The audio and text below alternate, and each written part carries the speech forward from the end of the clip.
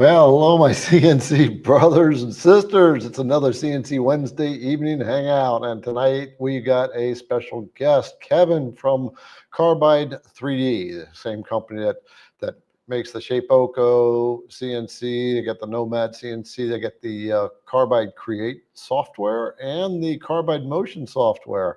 So I'm really happy to have him on board, to get another CNC router company on board to answer more questions and to let you explore the broader range of CNC machines. Okay, and you can get your technical questions in there. So when you're asking a question, lead it off with a question mark. That helps Julianne and Liberty in the background keep track of things, which I'll bring them out in just a second. I want to say hi to this. We got Norman and Terry and Dusty, Polywags, Woodcrafts. I love names like that. There's Ray, Russell, and Mark, and Roger. And I could say we got quite a few people on board, so I'm not going to be able to get through all the names. Just want to say hello to all the amazing CNC creators that are joining us tonight. Remember, some random time tonight, the ladies are coming on board, Liberty and Julianne, to do our weekly giveaway.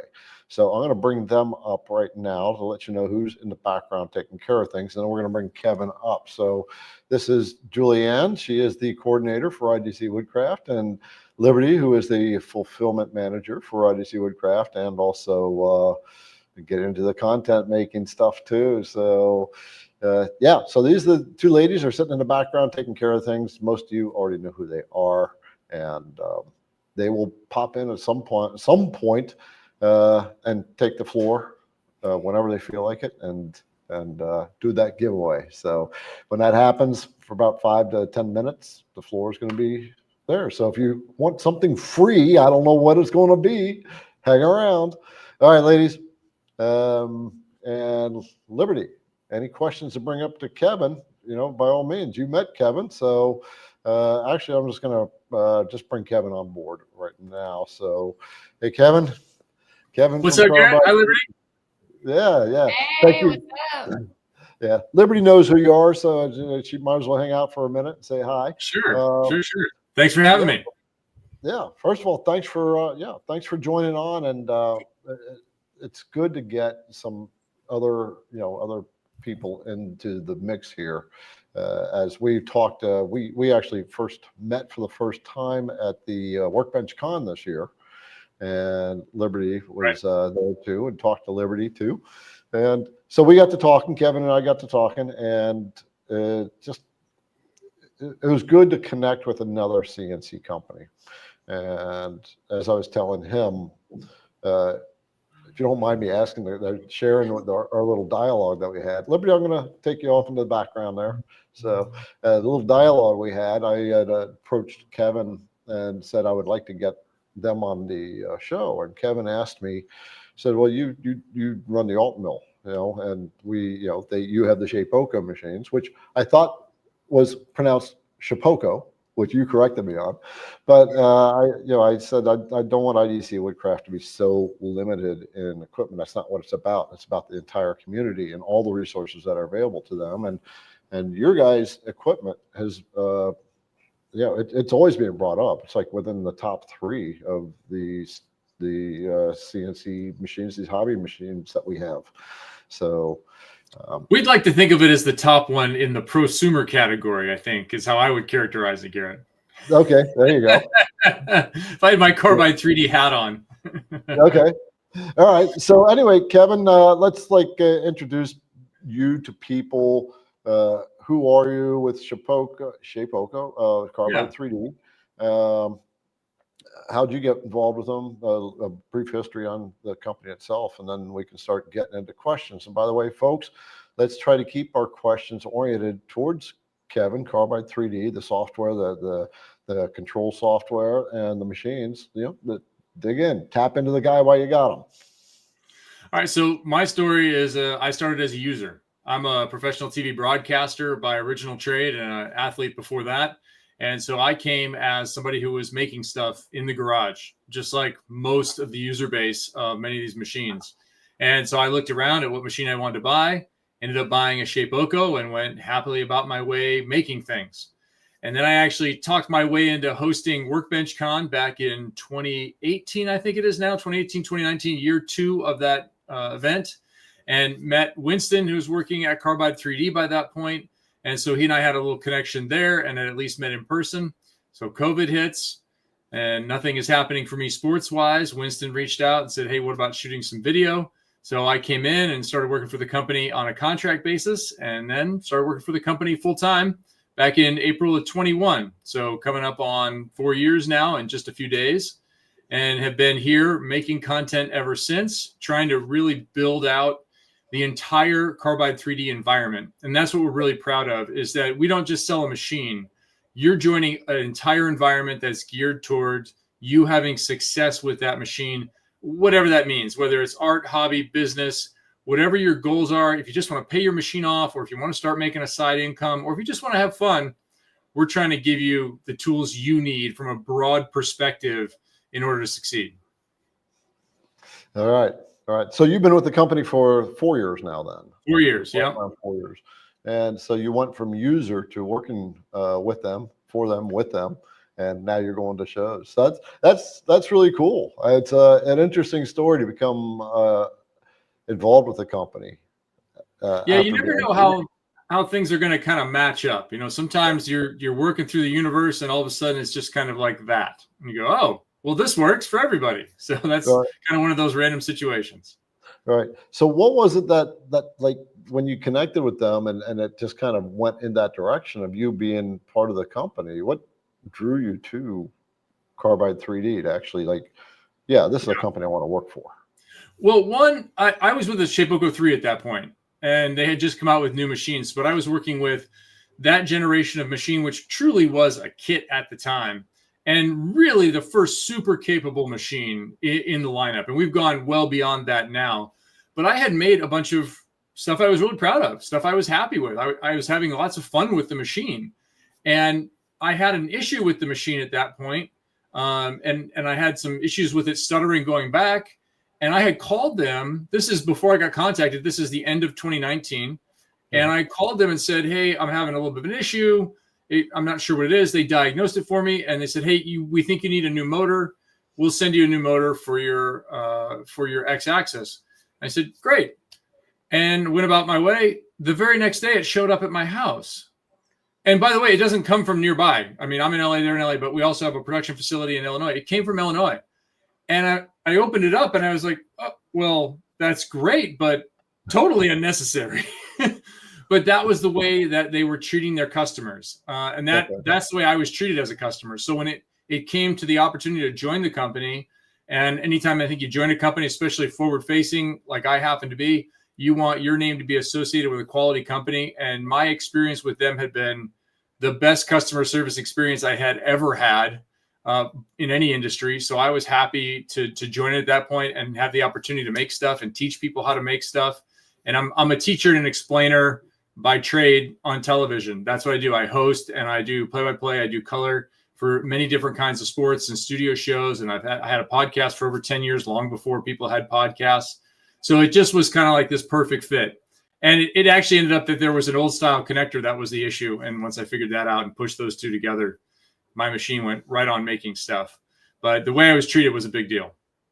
That's a big deal for me too, as a customer, the treatment of the customer. I mean, there's a person on the other end of the sale, and it's all too often we don't feel like we get treated like that. And so that's really important. So let's kind of start off with what Shapeoko has as far as, tell me about their product line, their service, the software, and then we'll start to get into some of the questions. We got quite a few of them in the queue already. So by the way, folks, about top of the hour, we will stop the questions if we have too many sitting in the queue. Yeah, so we make the Nomad, which is a desktop machine right behind me here. Okay. It's a CNC router style machine, but it comes out of a box and it's ready to go. And that's more of your little studio space, my studio space up here. That's why I have it. We also make the Shapeoko line of machines, and that goes from a 2x2 Shapeoko 5 Pro on up to 4x4 Shapeoko 5 Pro. We have a Shapeoko HDM if you're cutting metal all the time, with even more robust stats than the already super capable 5. And we also make still a couple of belt-driven machines if you go back to our Shapeoko 4 machine. So if you want to enter the space, not at the very top, if you're working on a budget, there's still an opening for you to join and have a super capable machine as well. So we're not only then outside of the machine selling the machine, but the environment's really the thing. And that's what I've been a big part of trying to build out here is, Garrett, running these machines, everybody out there who has one or has looked at having one, not to be salesy at all about it, but it's complicated, right? No individual part of it is complicated, but the relationship is complex, is the way that I like to put it. Like one part affects the other part, which affects the other part. So your work holding can really affect your results.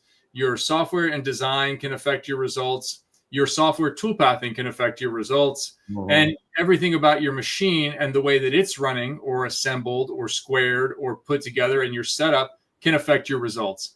And each one, you can conquer it individually, but man, it's a pretty intricate little system where it's all running together. When it all runs together, it's fantastic.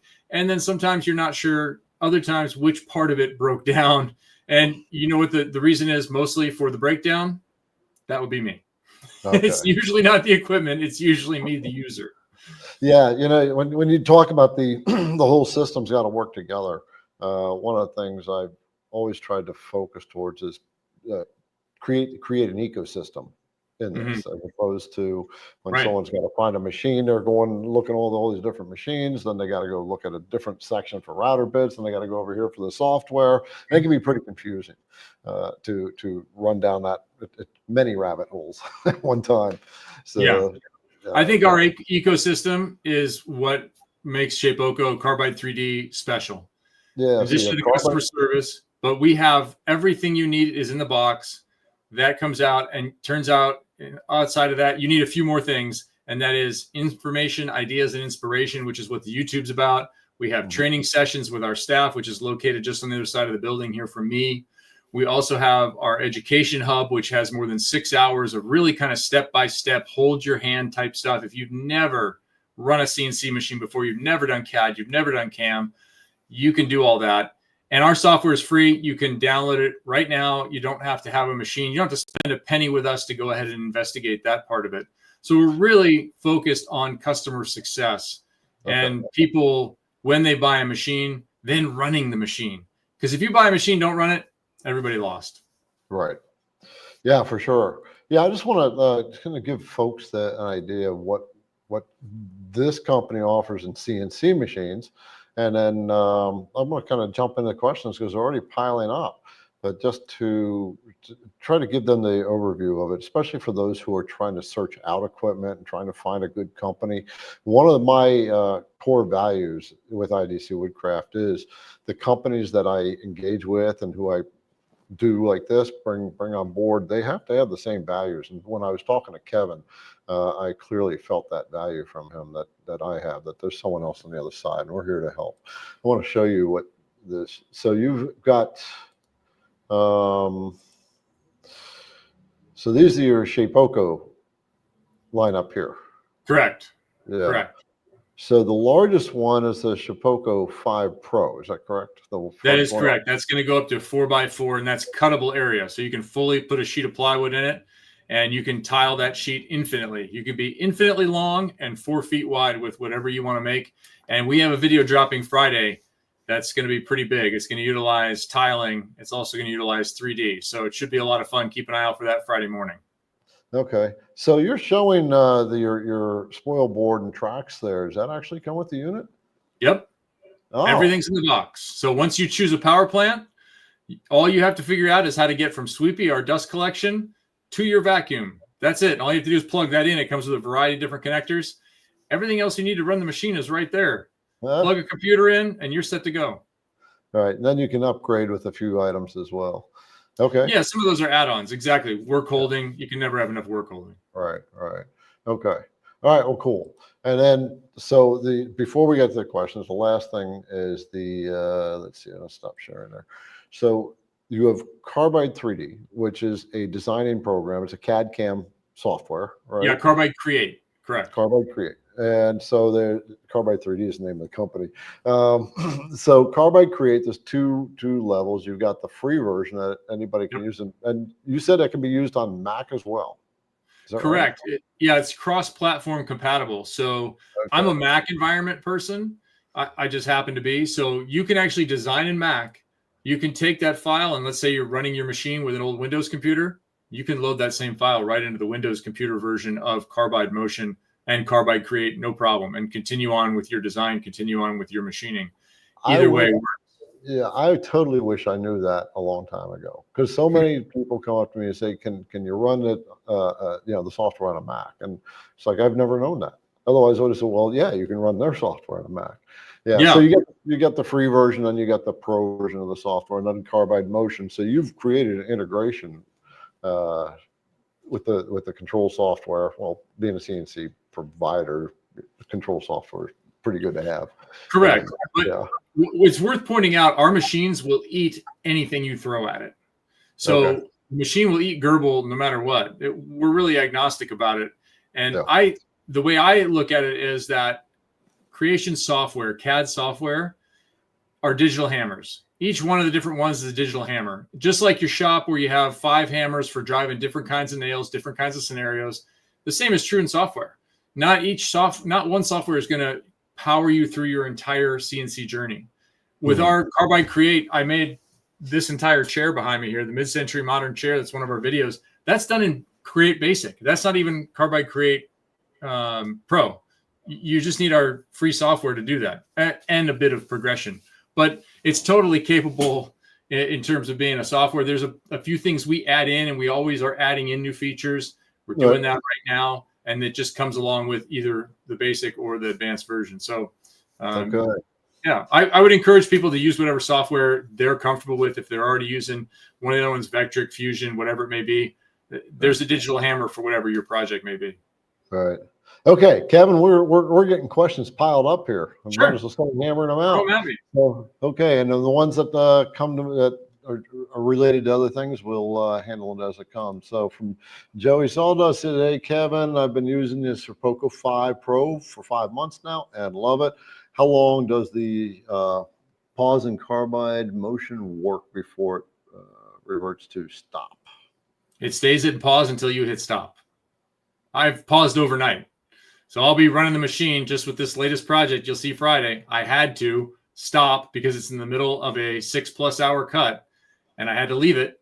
And then I went home, came back the next day because you don't want to cut it while you're not in the shop, and started up in the morning. No problem. So that's easy. All right. There you go. Yeah, I do owe you an apology. I should have loaded that up on my computer here so I could bring it up on the screen, but I guess you've got it, so you can probably load it up.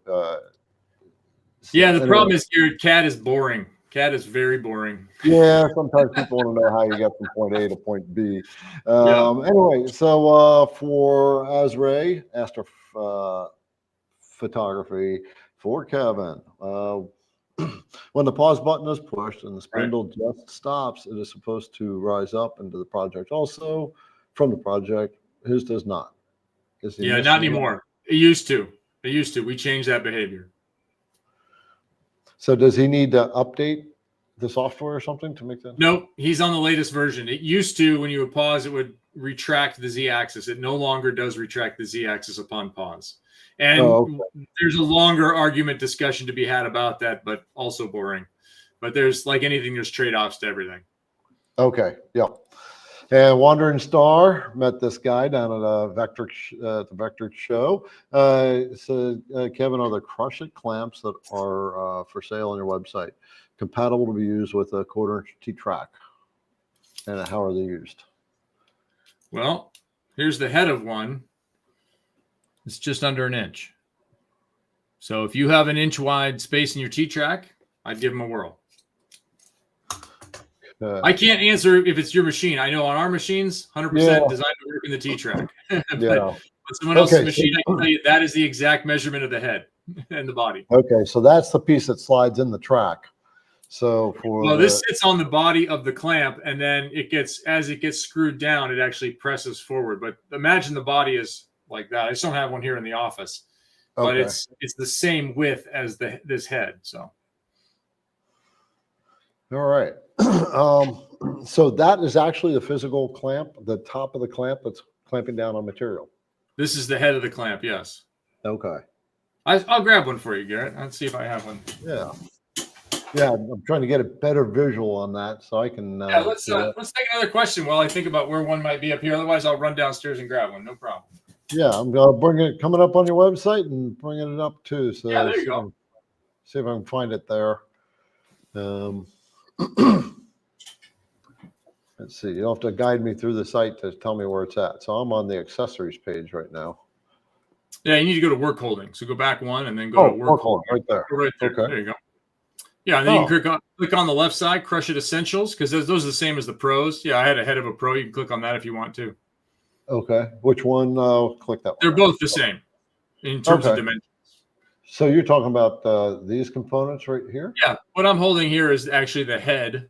Oh, okay. So some have the cleats and then some don't have the cleats. That one does not. But that part, as you screw it down, actually presses into the material. Oh, nice. But the width of the clamp remains the same. So it remains very low profile. You can use it for surfacing, all kinds of side work holding. Yeah, they're really nice. I go to those most of the time, along with the Essentials vertical clamps. In a lot of cases, even this giant project, I was using our basic Essentials clamps. Nothing fancy. Okay. All right. He's saying, how are they used? You slide them in the T-track up against the wood, and then you tighten them down in position, and then you tighten down the head to press further into the material. Okay. Yeah, check it out on the website.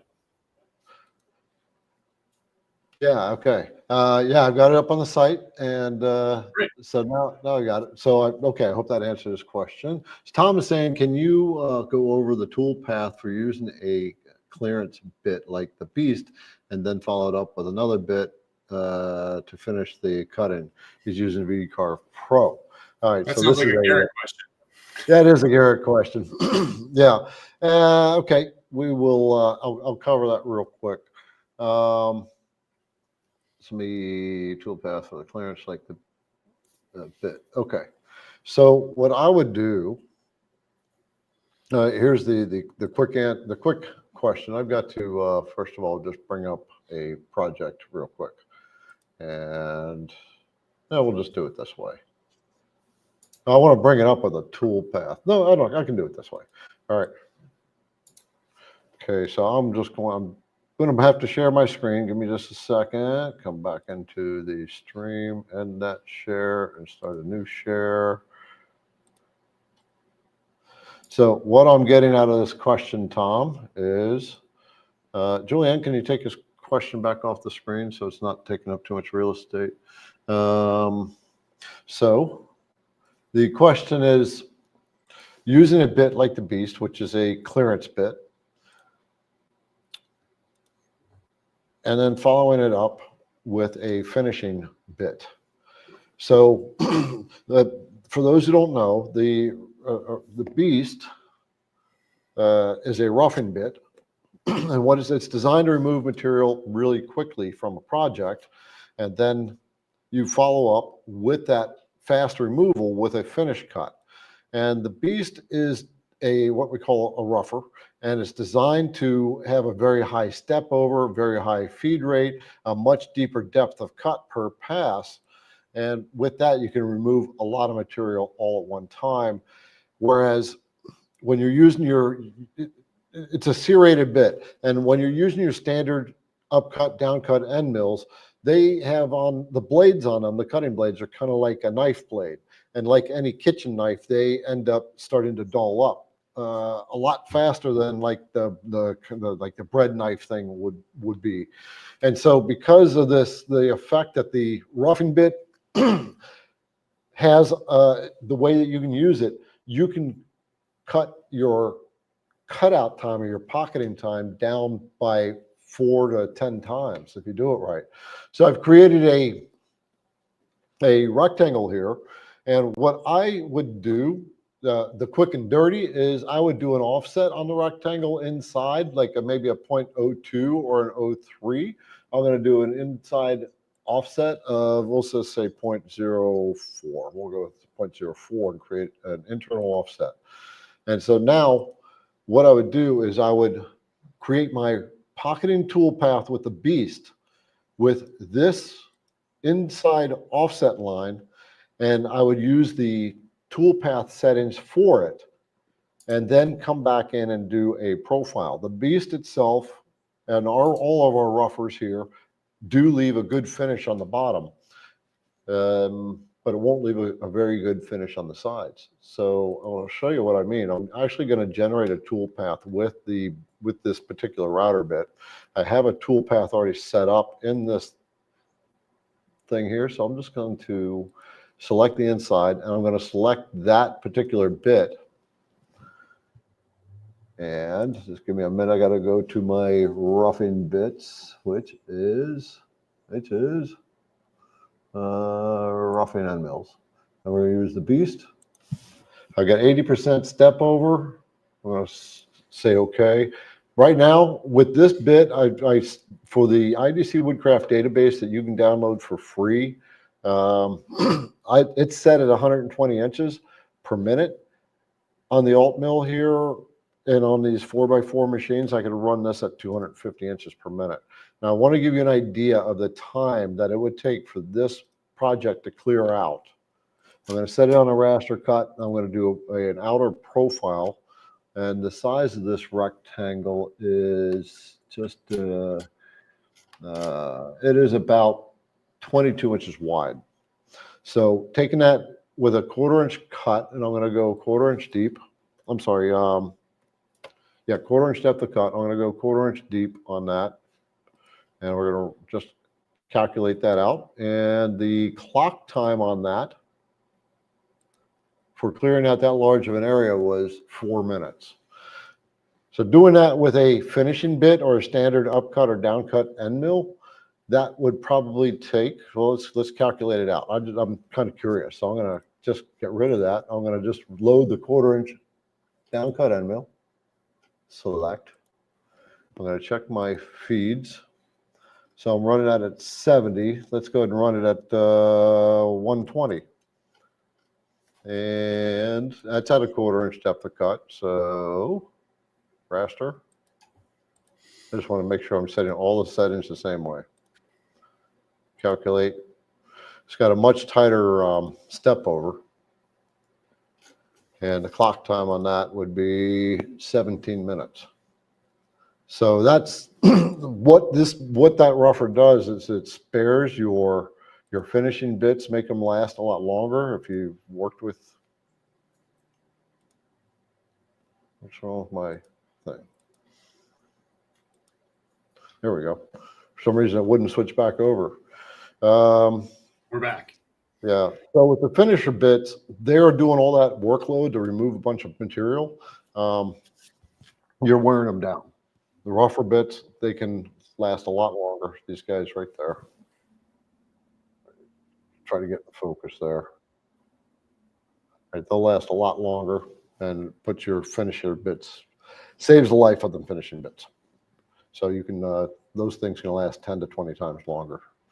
All right, that was a pretty long explanation. Did like make sense? That is tough. Did that make sense? I think so. Okay. All right, Joey says, Kevin, would you be so kind as to discuss any periodic or most common maintenance to anticipate on the Shapeoko 5 Pro machine or any of your machines? Sure. Yeah, keep them clean. Obviously, you want to keep the dust off of them, off the screws and the ends of the ball screws. You want to make sure you kind of keep it free of dust. And one of the ways to do that is to run dust collection. Dust isn't great for your machine. It's even worse for you. So that's why we include Sweepy with it. Please do run that. But then also you want to lubricate those linear blocks. And we have a maintenance kit that you can go ahead and inject into those blocks the Vactra oil that they need. Go ahead and you undo the oil port screw, inject about, a milliliter, there are instructions, into the block, put the screw back in. Do that on a regular basis and your machine's going to last a good long time. Also keep it out of an environment where it's going to get wet. It's like any other tool. Yeah. Rust is just not good for it.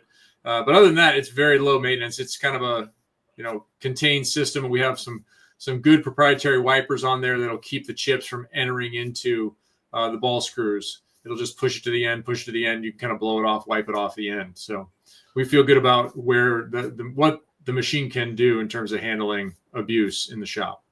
Right. And that actually brings up a good point. For no matter what CNC you have, your routine maintenance is a big deal. If you don't schedule your maintenance, your machine's going to do it for you. So that sawdust will get underneath those bearings, even though you have wipers on them. So you need to maintain that over time. It will get in there and it'll start to, when I was in industry, I saw this all the time. You get a bunch of the grease that you got inside the bearings, it gets all gunked up and just beats the hell out of them. So, the other thing I would do too, Garrett, is I would also, with the bed, you want to periodically check those screws throughout the bed and make sure that they're still down. There's a lot of vibration and pulling and other things that happen when you're doing a lot of projects and a lot of work. Just make sure all those are tight and resurface your bed once in a while, because it is MDF. It's designed to be MDF, so you're not cutting into aluminum. If you program the machine incorrectly, a depth incorrectly, then MDF is very forgiving, but it's also a little bit reactive to its environment. So if you're doing something that requires a lot of space and a lot of vertical accuracy, which not every project does, go ahead and give your bed a nice fresh surfacing before you start. And then you know, hey, I'm really flat for this project right now. Yeah. Yeah. Actually, that's probably something I should come out with. I create a lot of assets for people, like the startup checklist or a project setup checklist. Right. And your project setup is more important than the project itself, because if you don't have it set up properly, it's not going to come out well. Should probably come up with a maintenance guide. Do you guys have a maintenance guide for the equipment? Yeah, we have we've got a maintenance video, we've got a maintenance kit, we've got a bunch of information on that to help people keep their machines running in the best way. And, we lubricate the machine down here every once in a while. That's about all we do to it, other than making sure that it stays clean during projects. That's just kind of CNC or Tool 101. It's not specific to our machine or CNC in general. Like, you want to keep your table saw clean too, because people wonder why when you crank it, it doesn't go to all the way 45 degrees. Then you look underneath and you see about this much sawdust between the stop for 45 degrees and your blade. You're like, that's why it won't do it, because I have all this sawdust in here. Same idea.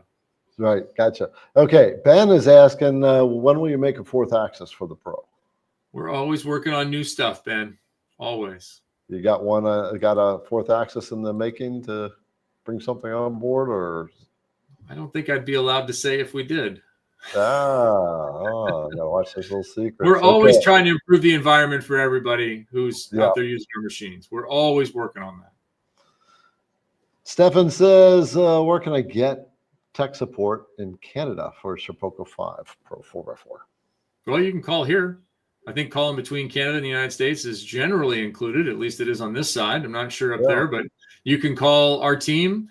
Our team is right here. You can email them. They're literally, I'm like up in one half of the building. I have to go down the stairs, across, and up the other stairs. There they are. I talk to them all the time. If you talk to Oscar or Fleming or Brandon or Tyler, Josh, any of those guys, we know them all. They all work here. They're all direct employees for Carbide 3D. So how do they actually contact Carbide support? Support at carbide3d.com.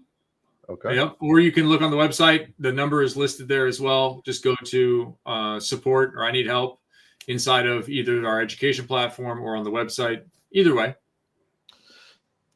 All right. The software, by the way, it's just a question that just popped in my head. That's directly on the site, right?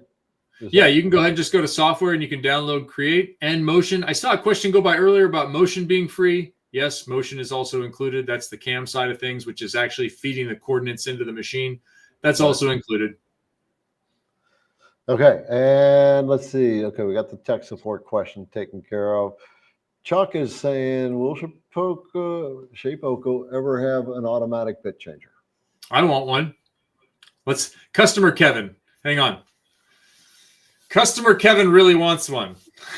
But same answer as before. We're always working on the environment, trying to make things better, faster, more convenient, more fun, more success. We're basically just a bunch of CNC nerds who love making stuff. Like I get a little redundant with my family. Like, hey, did you see the new cool thing I made? My Peloton, I had the screw wear out for the seat and it broke. And then to get that actual overmold off the bolt, I had to cut it off with a grinding wheel. And so then I'm left with this gnarled bolt, which is of some very strange pitch. I don't know why. So I have to use that bolt. Well, I waited about a week, and then I figured out, wait a second, if I spend 15 minutes in Fusion and then 3D print this thing, I can glue it right on. It'll be no problem. It'll be done. Sure enough, the part looks like it was made by Peloton, and it's on my bike now. Just, owning the means of production, no matter what it is a great thing. Like if you own a CNC or if you own a 3D printer, and if you own a laser, you're likely to own the other two machines at some point. Like I own all three machines at my house because they're all symbiotic, they're all fun, and you get kind of the same joy out of each one of them. Right. Chuck, to your question, things like the bit changers and the rotaries, sometimes there's quite a bit of technical stuff that has to go on in the background for the equipment to be able to support it. And, safety too. Yeah. So the bit changer, that's a tough one. So is that something that you guys are working on at this point? I think there's some, as you mentioned, some issues associated with that. And safety is paramount for our company. So if whatever we were to do or get to, it would have to have a pretty heavy safety component included. There are reasons why a Haas is an enclosed environment. That thing is spinning. We've had, you wouldn't believe what we've seen on the internet with people and spinning bits and somehow bits getting loose and those kinds of things. Not with our machines, but just CNC in general. I believe we have a broken window at one point from something on a Haas. Safety of our users is paramount in everything that we do with our software, with our controls, with the checks, any of that stuff. Yep. I've seen too many fingers get gnarled up on Facebook from just these CNC routers. Even our surfacing bit, somebody got their hand in there when the surfacing bit was still spinning. And no, don't touch it. Just stay away. Like your first step should be the other direction if something goes wrong, not towards it. Right. Yeah, we got from Randy. He says, Kevin, once in a while you get some movement on its own on my Shapeoko XL. Very scary. Any experience with that sort of thing? So, okay, Randy, that shouldn't be happening. A Shapeoko only responds to inputs from the CAM software and the instructions therein. So it should never move on its own. It only does as it's commanded. And when I said I'm normally the error, yes, I have tried to machine things that are off of my bed or through my bed or off in a corner of my design software. That shouldn't be happening. Reach out to support if you're experiencing something unusual. You wouldn't believe they've seen everything out under the sun. So they'll have some good advice for you. Yep. Reach out to them immediately because you don't want that thing to move when, especially when it's moving on its own, right? You got your hands in the way. Absolutely. No, do not put your hands in there. Matter of fact, I'd be putting that machine out of service until you got that thing, figure out what's going on with that. All right. Brooks is saying, Kevin, an impressive demo with Ryan. Yeah, you guys were on Ryan's show last week. Yeah, we had some fun. Yeah, I'm not quite set up to do that kind of thing quite yet. Not yet, but almost. Yeah, but yeah. So you were on Ryan's Cutting It Close live last Thursday and doing some demo. Was he doing the demo? Were you doing the demo on the equipment? What? Yeah, he was doing the cutting. He was using Vectric to feed it in and made what amounted to an ashtray out of some of his BAMX. So he was running some bowl bits and different kind of things, talking about strategy and. Strategy is a whole nother discussion. We could go on for a very long time and imagine you guys have like the one strategy question you got. There's so many different ways to kind of skin the CNC cat, no matter what the project is, what end mills you're going to use, what power plant you have, what work holdings available, those kinds of things. I saw something go by earlier about the crush it clamps and those not being used for live edge. Well, it depends. If you have a flat part of the live edge, you could use them. If you don't, and it's going to be sliding up, then probably not. You need another work holding method. And there are plenty of circumstances where I'm using a couple different work holding methods for sure. Okay. Any plans for a show in Arizona?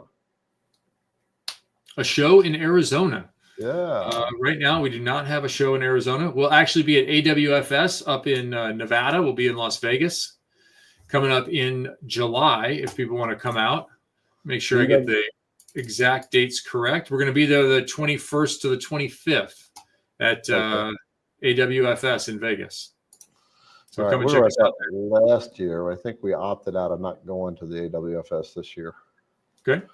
Yeah. Well, we'll miss you. Yep. Well, maybe we'll just might have to make the trip out there anyway. Michael, the latest version of Carbide Create change. How the G code work with the change after? Are you getting some feedback? I'm okay here, but yeah, I see the question here, Michael. I think what may have happened is in your setup, you may not have the router. You may have the router enabled instead of a spindle.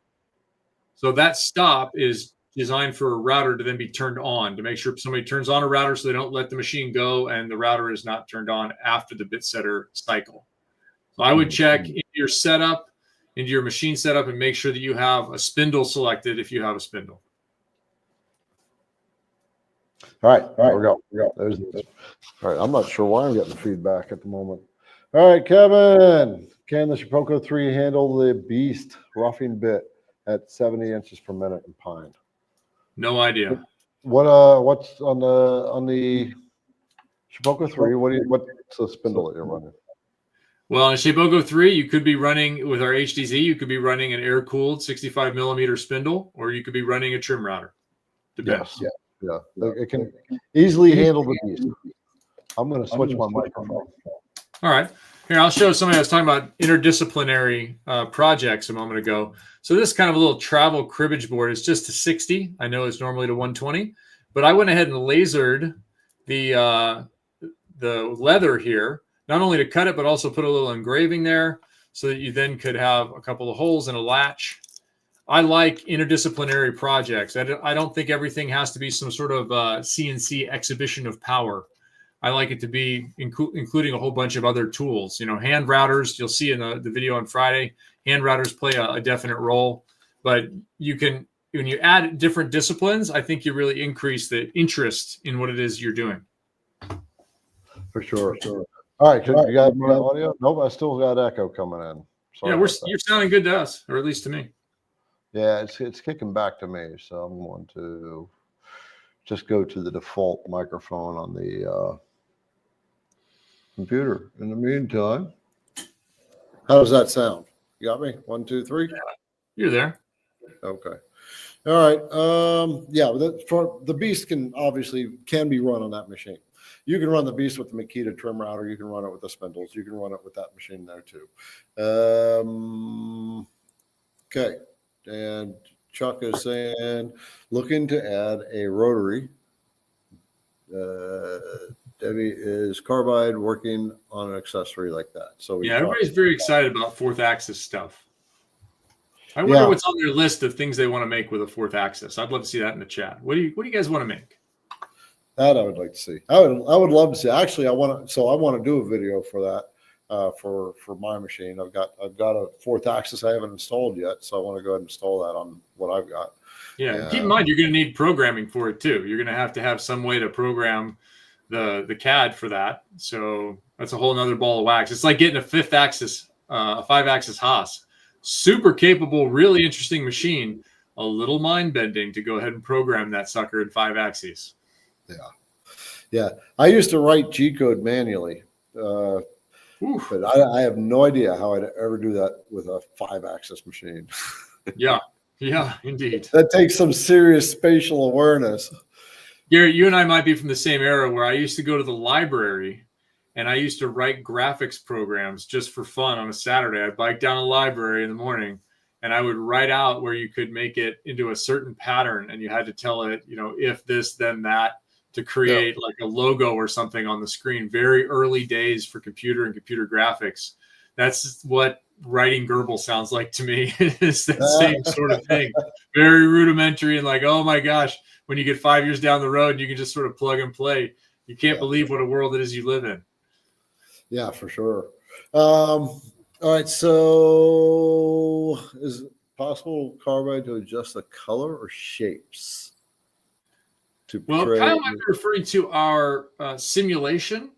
And in the modeling tab, you'll find the simulation is just one color, but in the toolpathing tab, which is where all of your toolpathing choices are made, you can change it aluminum, beech, white wood, MDF. You can make all kinds of different choices for that simulation. Go ahead and change that slider because, yeah, if you're looking at aluminum, it doesn't have, say, the same luminescence that the beech does. I usually use beech for my simulations.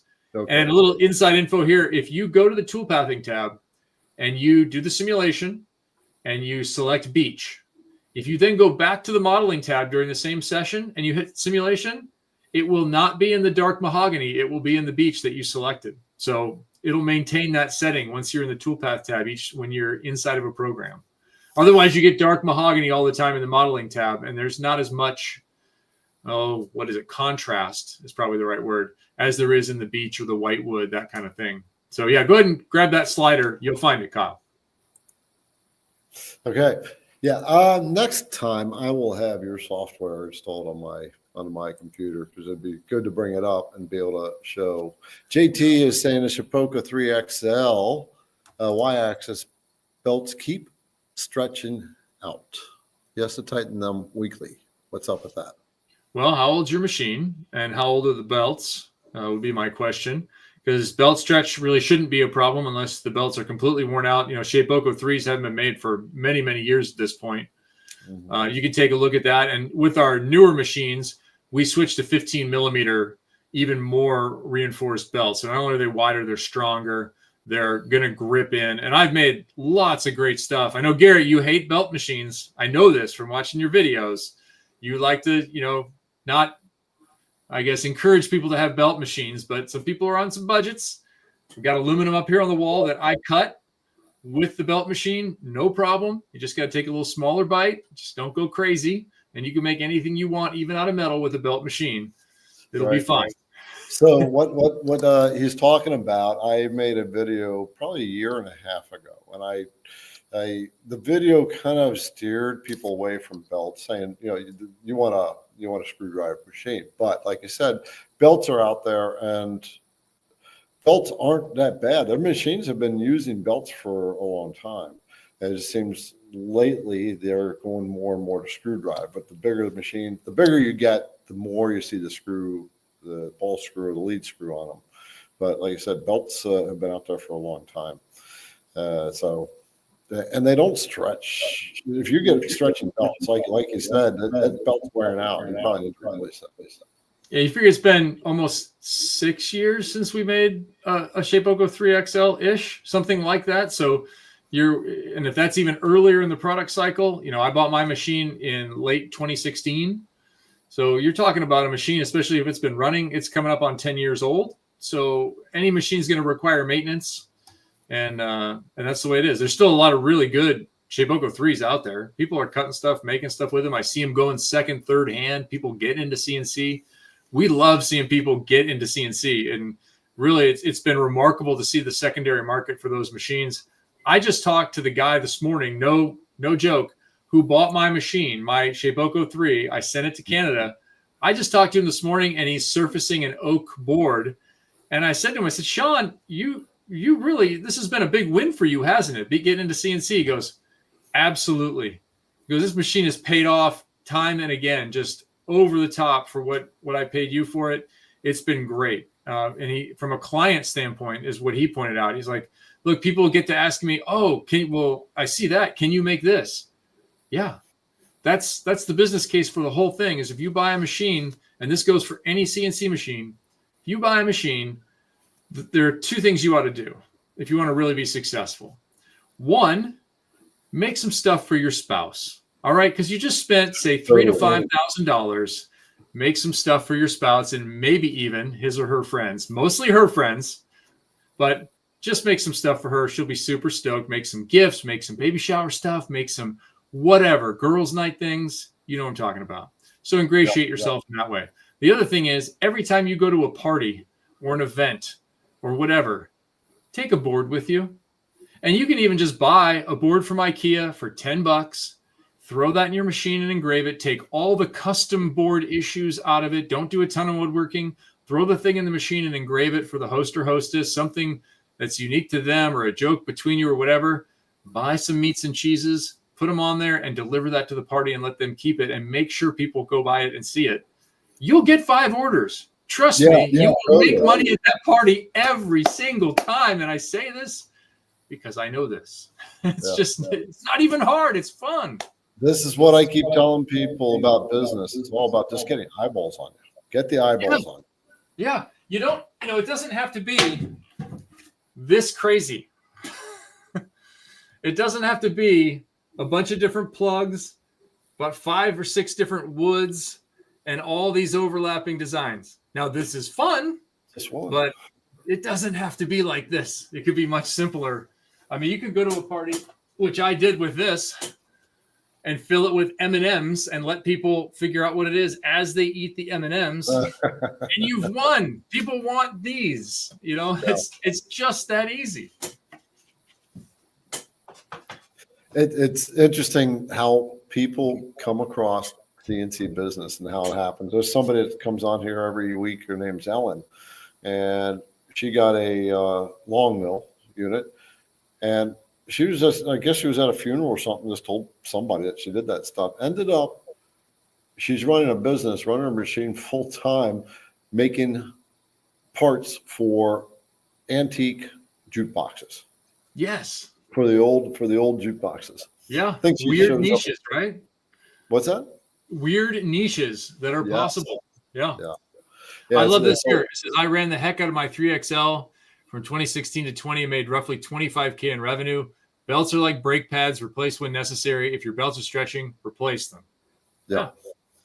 I mean, ball screws are the thing, right? We have ball screws on the Shapeoko 5 for a reason. That's what the market demands, and that's where we're at. So here we go. Yep. Okay. Let's see. Joe is saying, love the crawl, walk, run approach that Carbide takes with its newbies. Draw paper, simple boxes, etc. Great videos too. So giving you guys a little shout out there. I love testing. I love testing stuff before you go for like this. I made a whole plywood version of this, and this is way down the road. Yeah, there's a whole nother one sitting over there because I don't want to go cutting up, $800 in walnut on the first shot and figure out that I got some part of it really wrong. So in the video, I also in all of our videos, I try and be pretty honest about I'm experimenting just like the rest of you guys. I'm constantly pushing what I can do and where I'm at, and I'm definitely making errors on the regular. Some happy, some sad. Yeah. Some of the material I like to buy. This comes from from Lowe's. It's just that glue up shelf material. Right. It's like, it's good practice, and sometimes you actually get projects off to look good on it. Sure thing. The other thing I encourage people, Garrett, don't go to the big box stores all the time. Get out of there. Mm-hmm. Get yourself a wood shop. Usually it's a cabinet shop or a hardwood supplier. Get yourself a plastic supplier and get yourself a metal shop. You need to go to those 3 things. Just get in Google, go find them. I've got M&K Metal here. I have Superior Plastics, and I've got Hudson and West. Those are my suppliers. And a little preview of Friday, I ignored my own advice, and it was costly. So you should do that to get better wood, because you find out that even better wood is not much more costly than the big box. In a lot of cases, if it's pine versus pine, it's cheaper over at the wood shop, and it's way better quality. Yeah. We got 2 like lumber mills like that. Yeah. Around here, so I went down there. I got a nice 8-foot piece of 8 foot. There's 8 inches wide, an inch thick, 8 foot long, hard maple for $14. Yeah. All right. Yeah, there you go. You're beating me.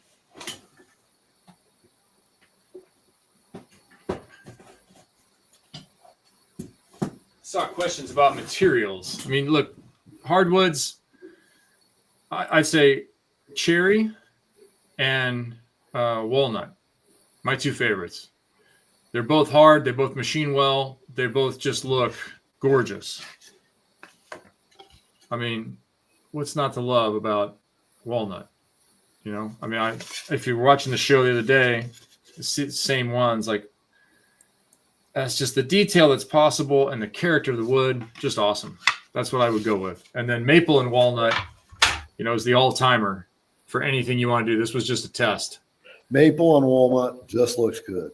Just looks good. Yeah, looks really good. It makes it really pop. All right. Coop is saying, can a person both carve and do laser work with the same machine?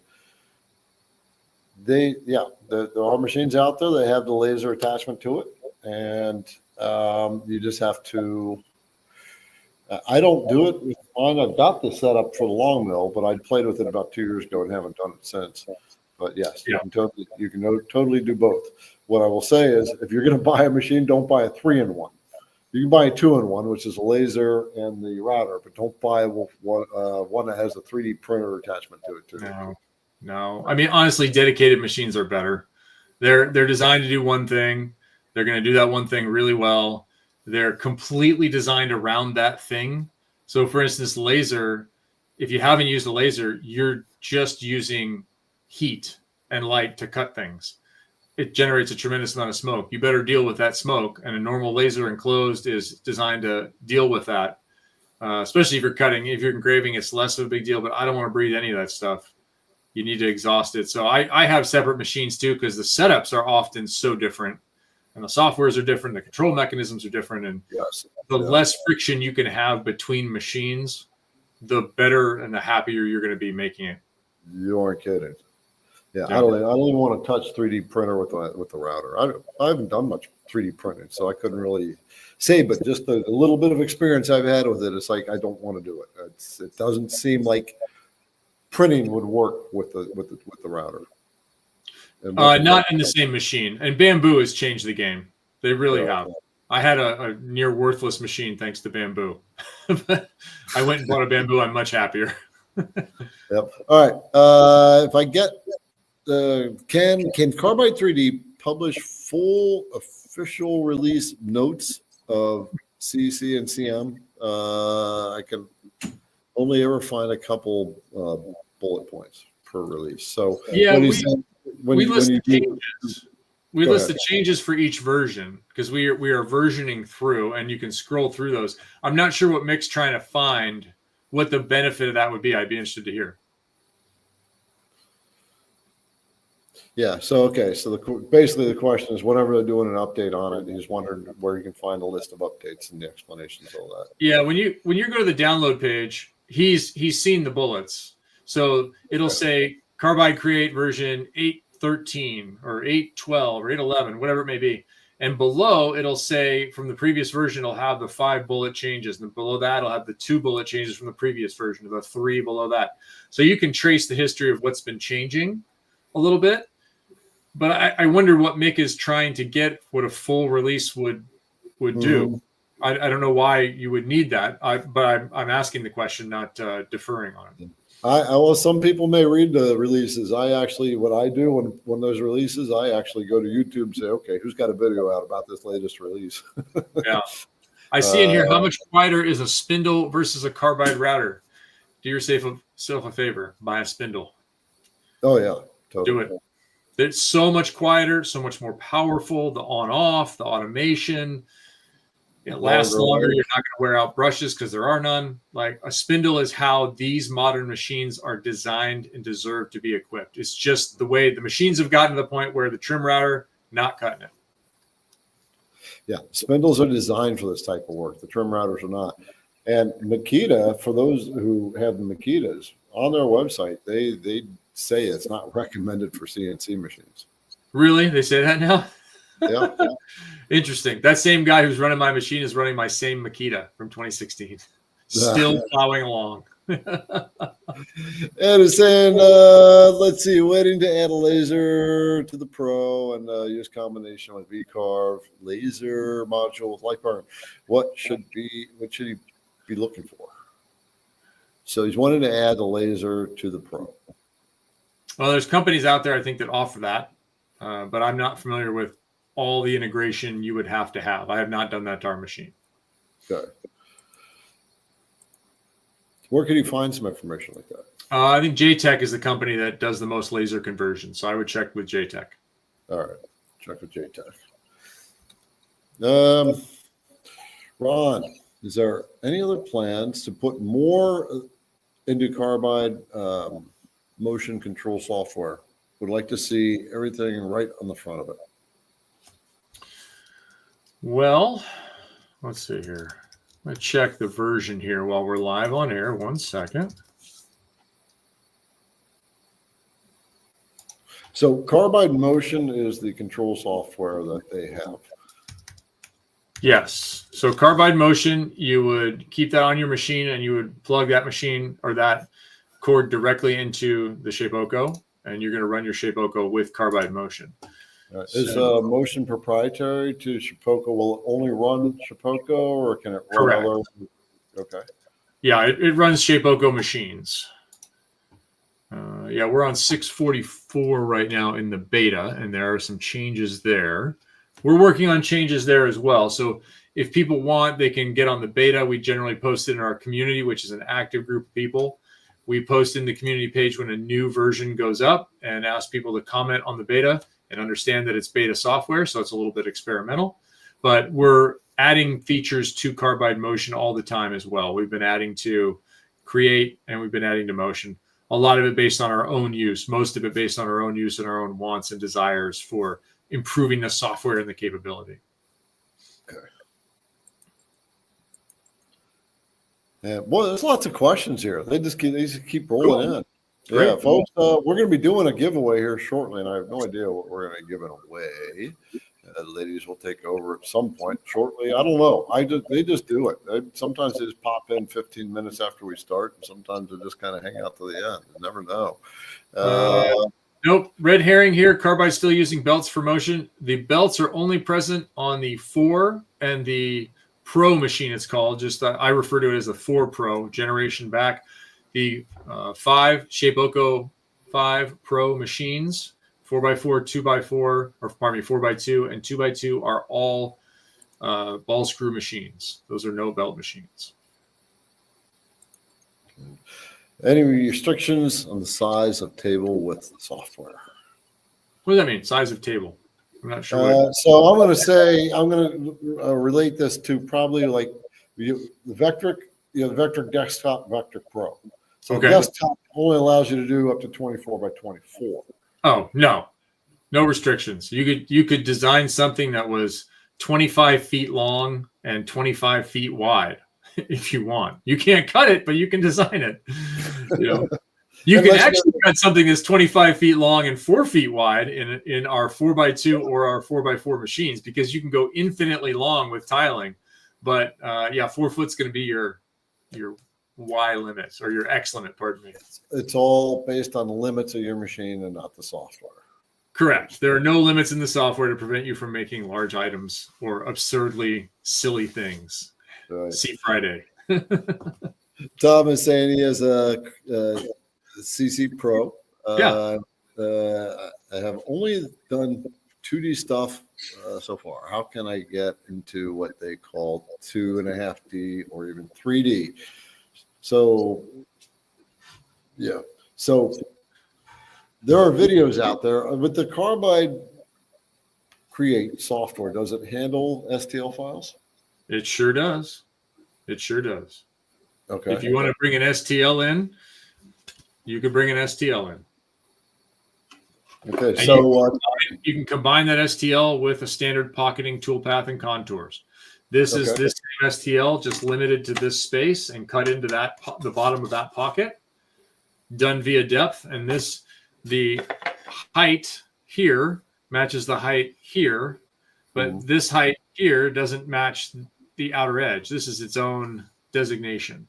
So Carbide Create Pro, you're probably already doing 2.5D machining. If you've made a pocket, you're doing 2.5D machining. You're not just cutting contours. You're cutting some sort of depth without cutting through the thing. Like, you're already doing that. In 3D, there's a variety of different options for 3D. You can extrude shapes. You can bring in STLs. It's a really good artistic tool. It's not parametric modeling. If you want to define everything with exact measurements and you want to create something in the 3D space, that's going to be an approach like when we made a putter. We did a full actual mallet putter that is played with on a golf course whenever this person golfs. That is made in Fusion, and that's the environment for a project like that. All right. And folks are in the comments, people are answering some of these questions in other ways as well. So that's what I really like about this too. So you can get the STL files in there. So like what he's referring to, 2.5D. So that's the relief carbs that you have right there. And 3D generally is actually full round, right? So that would be a rotary tool that you would need on that. So, okay, well there you go. Yeah. Anything that's extruded would be considered like a 3-dimensional cut. So this would be considered a 3D cut. Okay. At least, according to the way we define it, that'd be a 3D cut. And there are, by the way, a bunch of videos on our education hub as well as my.carbide3d.com where you'll find all the step-by-step stuff about importing an STL and working with a 3D tool. And once you have those basics, then you take those and kind of leap forward. We also use it in some of our projects. If you go through our YouTube channel, you'll find a bunch of projects where we're utilizing the software, utilizing the tools, making stuff on the machine. That's what that channel is about. Information, ideas, and inspiration. Like that's what we're trying to give you. And we will do product announcements, but we really are on a regular basis trying to inspire you to make stuff and give you the raw tools of how to go out and make your particular design. Yeah. We want to see it. Yeah, by the way, links to the various things will be in the description of the video, and you've probably been seeing the links show up as the dialogue has been going in the dialogue. So anything we're talking about, we're going to link that in the description of the permanent video. I saw a question about this back here, Garrett, too, the Ferrari. Yeah. Yeah, I don't have the car, so I just had to make that. But that's edge-lit acrylic, by the way. This is a fun thing to do. It's a multi-layered sign, but one layer is a sheet of acrylic that then has a frame over it in yellow, which has a frame over it in red, and then it's edge-lit inside. So if I pull the plug out the bottom of that, that's one solid brick because the lights are sealed into the sign. Really? Yeah, because if you engrave acrylic from behind, right, and then you edge light it, it's one of the coolest things because it'll show up. All the lines that you made will show up in the acrylic. So there's actually here, I'm pretty sure it's in the side. I even forget now. I think it's right here inside of this thing.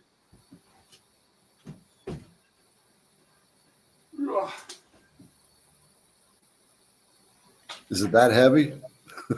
Yeah, well, I didn't want to drop it is the thing. I didn't want to hit something.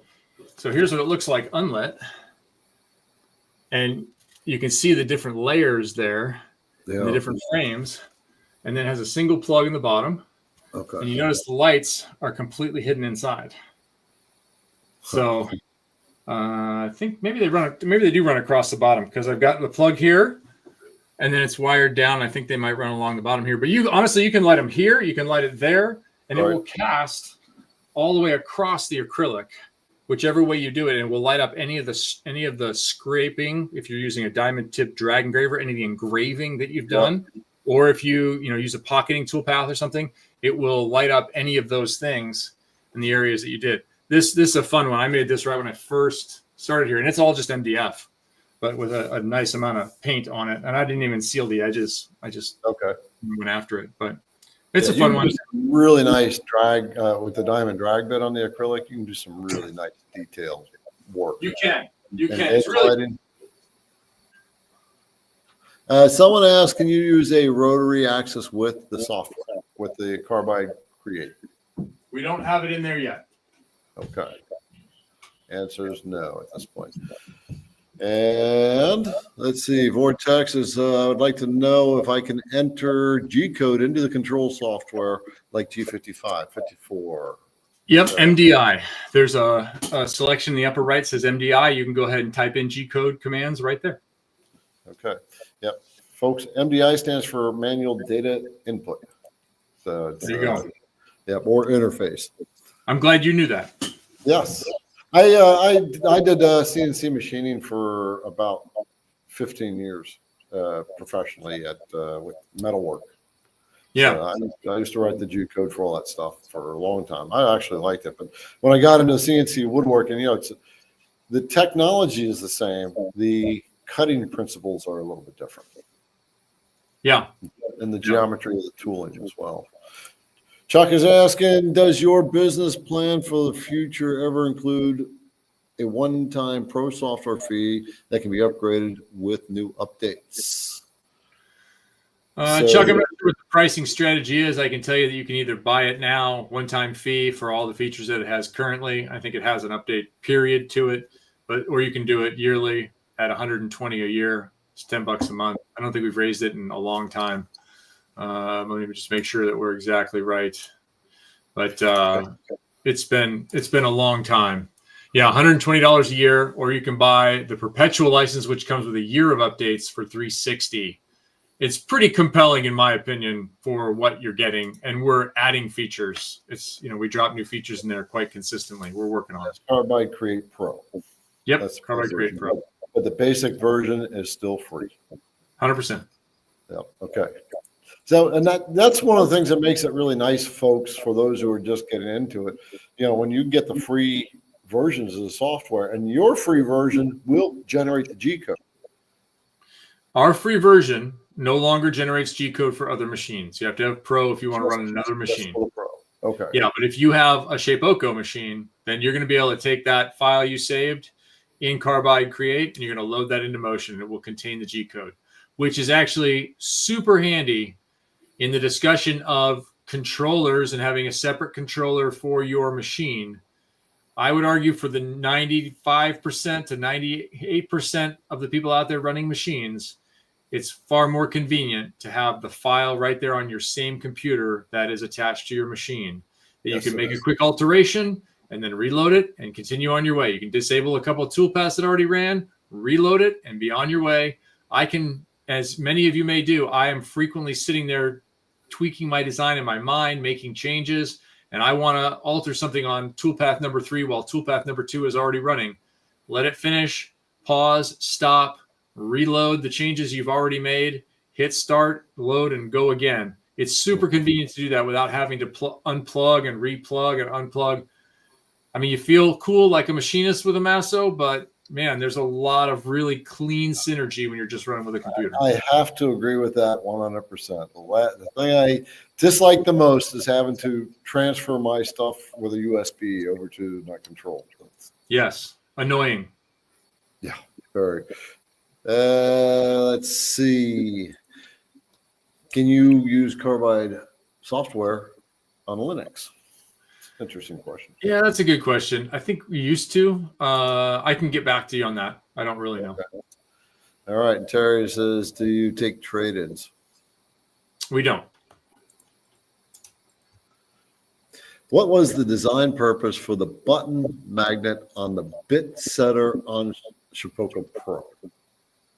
My magnet disappeared. Can I use a 10 millimeter by 2 millimeter magnet as a replacement?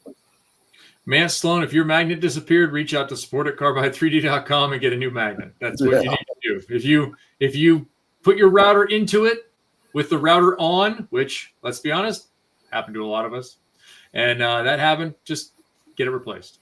So do you have it? Okay. So that's you have a tool setter. Is it a puck? Is it a corner? It's a bit setter, and it comes with the machine, so it's included. Like we were saying earlier, Garrett, everything you need is on the machine. And so I encourage people who are looking at machines to go ahead and do the pricing on the a la carte that's available otherwise to all the stuff that's already in the box, because we just go ahead and put it in the box because you need it. You absolutely need a bit setter to effectively machine things and have a good time. I come from the pre-bit setter days when there wasn't such a thing that existed. It wasn't nearly as much fun running a CNC machine as it is with the bit setter. So we include it for a reason. It's in every machine. And by the way, now if you destroy anything on our machines in the first 60 days you own it, and that includes bits, if you break a bit in the first 60 days, we want you making things. We want you feeling confident. We want you pressing go and having that machine go and make stuff. And we know you're going to make mistakes, and it's okay. If you break a bit, if you break your bit setter, let us know. We'll send it to you. 60 days, mistakes are on us. I don't think anybody else offering that. Yep. That's one of the principles. A lot of people don't get this, but stuff happens, right? That's why we have a 90-day guarantee. If you break a bit, you break it, we'll replace it. Right. Yeah, we've gotten bits back where people have abused them the wrong way. They're trying to cut through steel or aluminum, but you know what? It's stuff happens. If I see lots of abuse, then we start to say, come on, you gotta let's retrain you. But stuff happens. People break stuff to break their bits. We'll replace it for you for 90 days. Yeah, we want you to do things. Yeah, I want this is the same reason. I want your stuff running. I don't want you to. I've made the same mistakes. I know what it's like. Yes, I have not turned on my router and dragged my bit through the wood and broken the bit. Absolutely happened to me early in my making career. I wonder when the ladies are going to come on to do their giveaway. It makes me nervous and edgy. So, were you reading the background chat? wasn't looking there. I guess it's time. It is time. Okay, so it looks like the giveaway is going on at this time. When the ladies pop in, they take the floor to do a giveaway. So they will tell you what to do. Kevin and I will sit back and watch the show. All right. All right. What's the code tonight, Miss Julianne? I guess that would be helpful. Are we going to do it again? For those of you joining us who haven't joined us before, we do a weekly giveaway of either a gift card, a product, or something super awesome. Backstory, last week, we actually began the giveaway and didn't say what it was, and nobody seemed to care. So let's run it that way this time. So those of you that haven't done it before on YouTube, you will see the live chat. And this is effective for starting at 9:15 p.m. Eastern Standard Time. You will enter the code that is about to show on the screen into the YouTube chat. Yes, I know we're very creative here. And you only have to enter exactly as you see it. Exactly. Yep. So #, hashtag, whatever you call that little symbol, spring, enter it into the comments. And we'll get you entered, get you going. I don't know. I feel like I change this spiel every single week, and it's never enough. Are we telling them what we're giving away? I don't know. That's your department. I'll tell them this week while they pipe in with their entries anyways. This week we're going to give away a 1/4 inch and 1/8 inch drilling set of bits. Ooh. That is our cribbage board making kit. Oh. I got a serious I can go on here. I mean, we did see the travel cribbage board earlier, so it was kind of fits. So I'll bring up what the ladies are giving away. and if Garrett's screen takes over, it's still scrolling at the bottom what you need to enter in the chat. All right, so we are giving away the lightning drill bit set from IDC Woodcraft.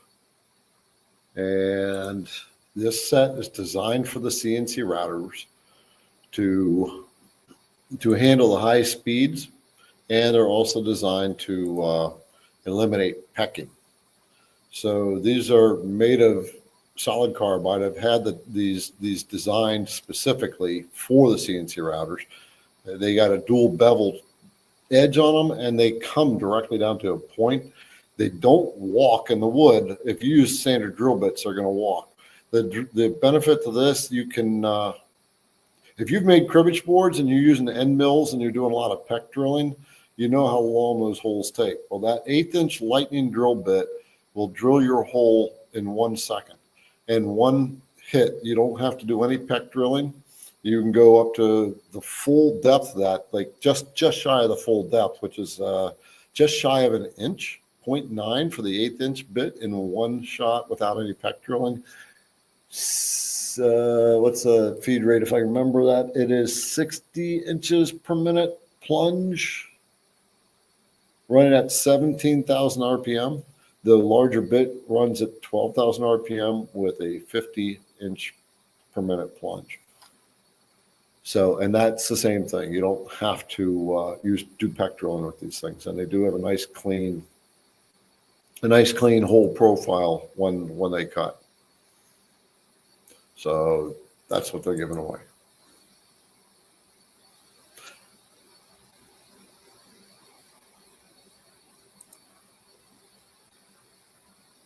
All right. I can't hear you guys. There you go. I was muted. Now, all right. So correction. I don't know if we mentioned it, but we just worked it out. We are giving away 2 of these sets, so we will have 2 different winners tonight. Someone else is going to win them too, huh? Yep. I also forgot I was muted, so I say we go ahead and roll. Wait, what are we at? Let's see. Let me zoom in a little bit. See, 244 people so far.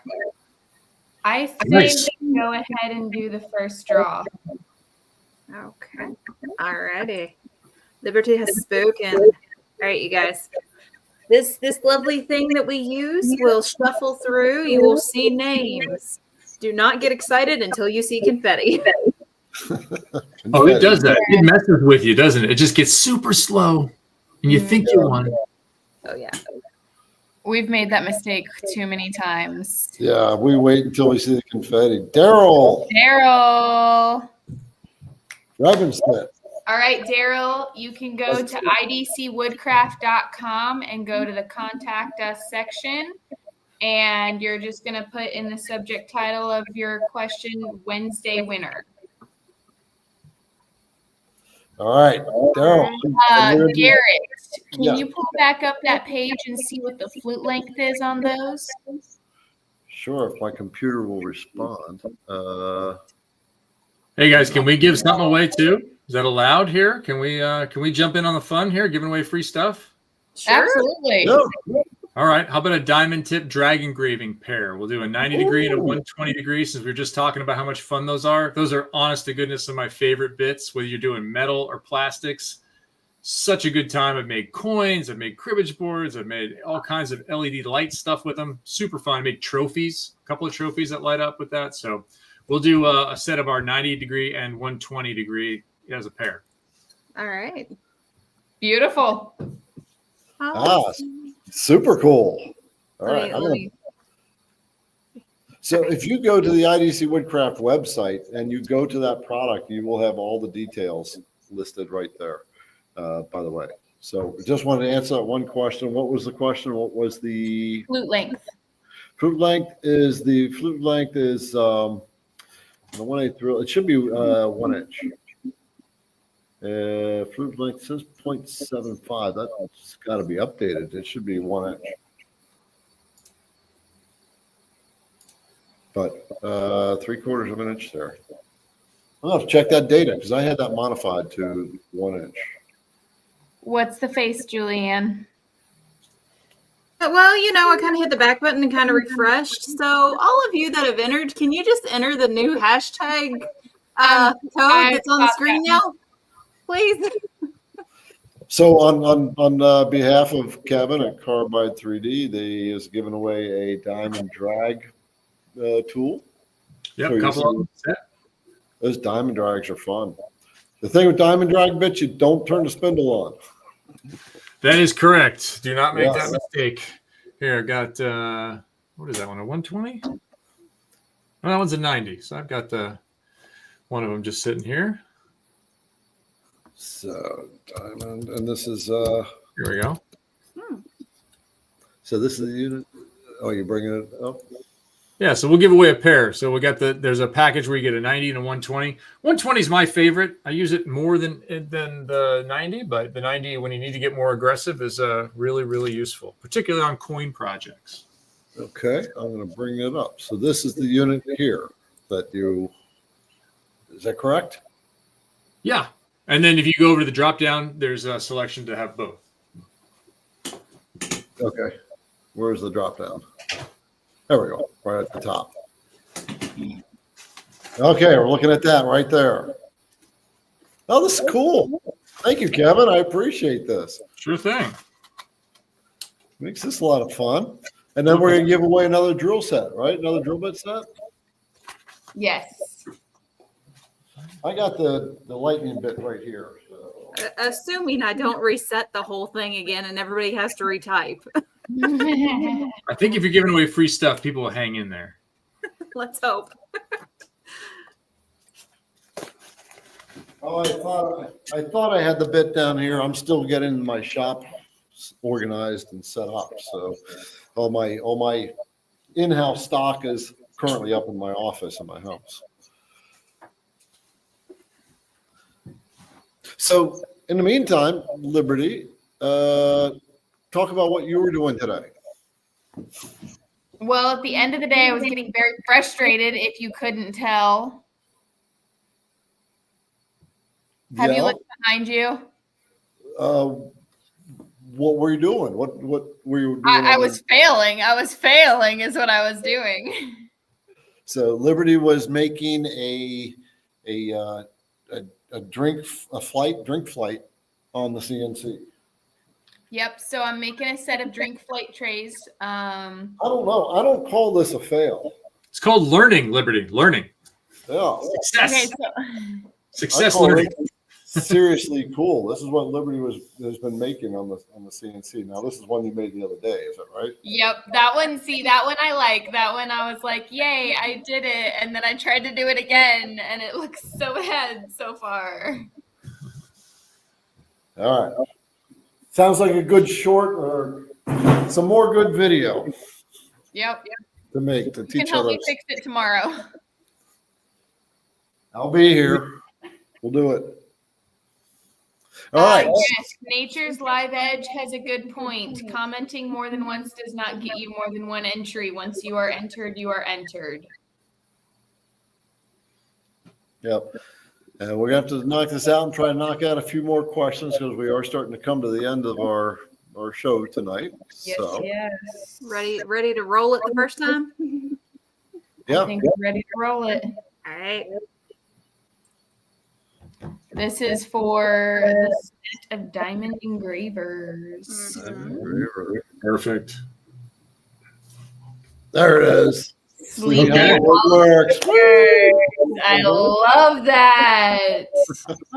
And they That's just commented. Look at that. That's a cool name. That's Cool. beautiful. Okay. So if they send their information to you guys, can it just be forwarded to me and then Yep. mailing address and we'll ship those out? No problem. Will That'll do. work. So same rules apply. Go to our website, put in the subject in the contact us, Wednesday winner, and we will go from there on getting your contact. All Perfect. right. Let's say, take care. Ready. The sooner you email, the sooner Julianne gets it done. She starts processing all of this right after we get off the screen. Are you kidding? I do. Oh yeah. You mean like right after we get pushed in the background? Yeah. All right, you guys. You ready to roll again? Yep. Ready for the other drill bit set. Hey. These you will like these drill bits. These are seriously good drill bits. Okay. I see one little or two little entries popping in there. All right, you guys. Rolling. All right. This is for this. Um,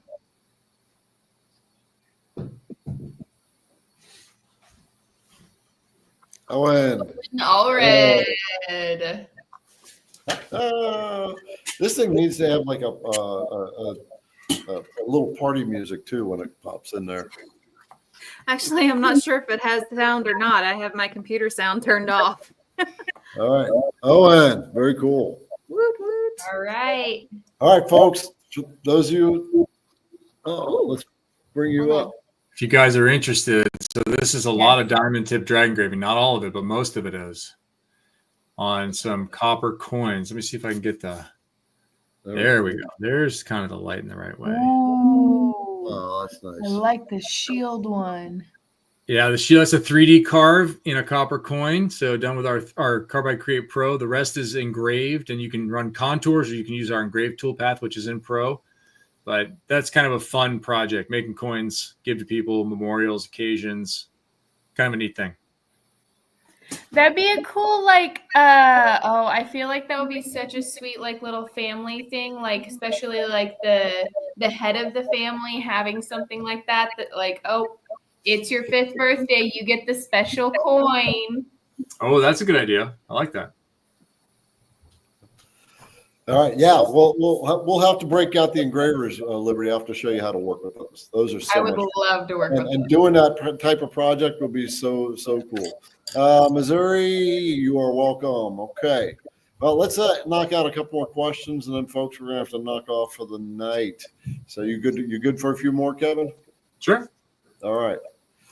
Okay, ladies, thank you for doing your stuff, and we'll bring you back in at the very end in a few minutes, actually. All right. So, any plans to make a tad larger machine? 5x5 would be perfect, and I'd jump immediately. Yeah, 4x4 I think is where we're at. Yeah. We'll see. But it's already a big machine, and keep in mind 4x4 is already taking up 5x5 in terms of space. Yes. But 4x4. So yeah, it's you're starting to get into really an industrial environment. Yeah, when you're getting into 5x5, you might as well make 5x10, and you get the 5x10 sheets. And then you're running 220, and you're running vacuum work holding, and it's just system after system after system to run a bigger and bigger machine. Right. Jay is saying, how can I start Carbide Motion at a certain point in the code? Well, you gotta go through the beta these days. We're working on that exact thing. So I believe that's in the current beta. Don't quote me on that necessarily, but I know that's been underway. So let's see. I was on the beta with Motion. Yeah, that's something we definitely want. All right. And do you believe node editing will be more advanced soon in Carbide Create? Will node editing be more advanced? I'm not sure what the want would be there.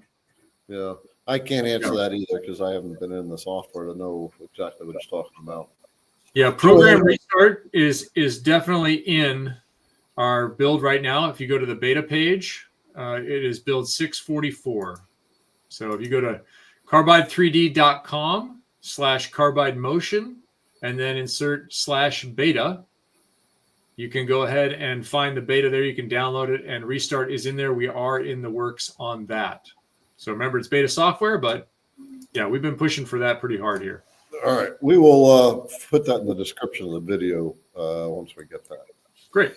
So, and John is saying he really likes Carbide Motion. Any chance that there will be an update to it that includes more on screen while running the job? So I guess watching. Download the beta, John. We've got some stuff in the works. You're going to get a little more information. I don't know if you're going to get as much information as you want, but we're working on adding more to it. In the beta, you'll find there's more options too. All right. We have the team working on it right now. Okay, so you guys have a trial for the Pro version, right? And Kyle's using it. Says, what is the limits of the Pro version? Well, you're not going to be able to actually make anything. Right? You can use it, you can experience it, but you're not going to be able to run it. You have to have a subscription to run it. So, is there any way to edit the pocket cutout strategy? No, you can't change. It's still center out. I don't believe you can change to a linear or a raster. Pocket, what's the pocket clearing mode, or the Fusion has it, adaptive clearing. We don't have any of those options just yet into our pocket cut. Our pocket cut is a standard pocket cut. Now you can change strategies like Garrett, you were talking about earlier, making a smaller vector to be inside of to create a finishing pass, an axial one. Or you can also alter your depth of cut so you have a final depth of cut finishing pass. There are some ways you can do that. But in terms of the actual path, the way a pocket is drawn, no. You could create some sort of pathing that you could follow with no offset. That's what I used to do before we had a facing toolpath. We now have a facing toolpath as part of Pro. But I could create a facing toolpath before with just vectors, and that's what I was doing to get that raster. A lot of what toolpathing does, or a lot of what software does, is create things in automated processes rather than you having to draw it. Much the same as you were talking about having to write G code. Now G code is automatically written in little pieces. Same idea. All right. We'll handle one more. Let's see. So, and folks, for those who haven't been able to get to, apologize. There's just a lot of them in the queues, and so can't get it all tonight. All right. So, Kevin, how accurate is your estimated cut time? For me, it seems to not match at all. Yeah, it has to do with the retraction height and calculating retraction height and timing. That's my understanding, but there is some variation there. We're working on it. Okay. All right. Lots of stuff that have to work on behind the scenes to make all this stuff work. Well, we're always trying to improve it. People are asking questions about like what more we can do. Yeah. Count us on board. We also want it to be stable and predictable in addition to doing all those things. Yeah. And folks, just so you know, when companies are working to improve it, we have to pick our battles. And, the battles are usually the bigger ones, the things people are asking about more often. We'll hammer that, or if there's glitches that need to be fixed, we'll handle that too. That's what we mostly want to avoid is the glitches. Right. All right. So we're going to call it a night, folks. So cool. I'm going to bring the ladies back up on board.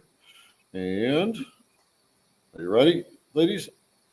So I just want to bring them back in. Okay, there we go.